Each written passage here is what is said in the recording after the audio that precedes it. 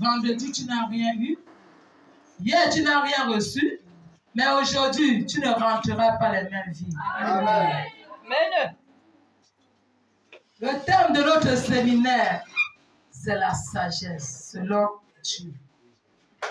Le sous-thème de vendredi était l'amour.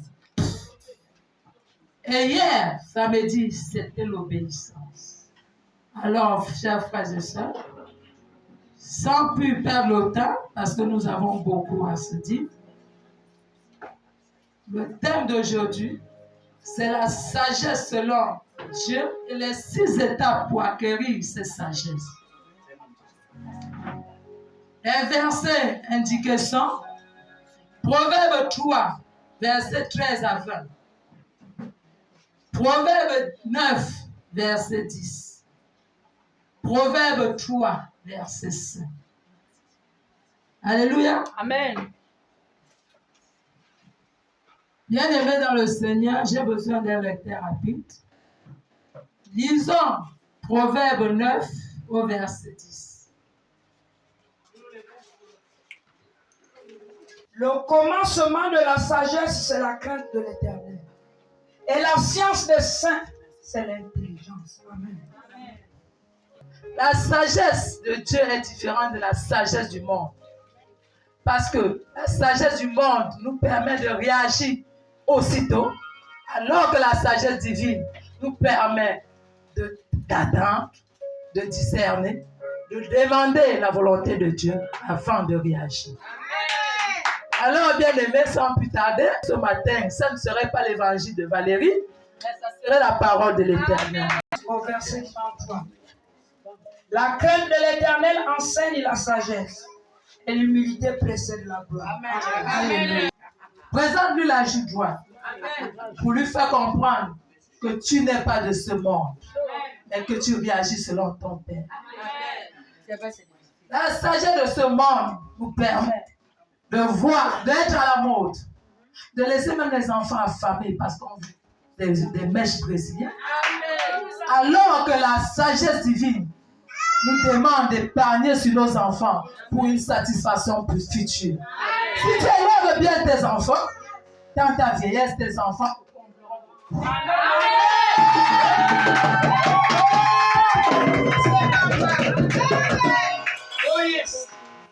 Alors, bien aimé, tout ce que nous voyons sur ce monde n'est que vanité. Et si tu veux être sage, c'est pas du tic ou tac. Prends le temps de réfléchir. Prends le temps de demander à Dieu avant de réagir. Demande-toi, est-ce que si je mets la mèche brésilienne sur ma tête et que mes enfants se baladent partout dans le quartier affamés, quelle image j'aurai? Pose-toi la question, si je m'habille et que mes enfants ne vont pas à l'école, est-ce qu'ils seront demain les futurs? Alléluia. Amen. Ça, c'est la sagesse divine. Amen.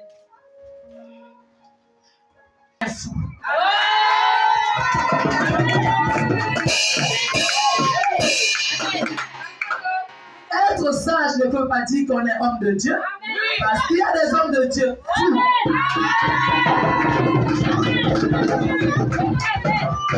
Tu peux être prophète. Tu peux prophétiser.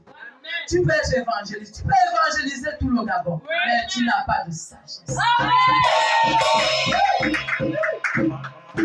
Alors, la sagesse, c'est d'abord obéir à l'Éternel. C'est d'abord s'humilier. C'est d'abord marcher selon la volonté de Dieu. Frères et sœurs, ne venez pas à l'église pour faire plaisir à X ou Y. Ne laissez pas que les gens vous convainquent pour que vous venez à l'église. Venez à l'église parce que vous voulez voir Dieu.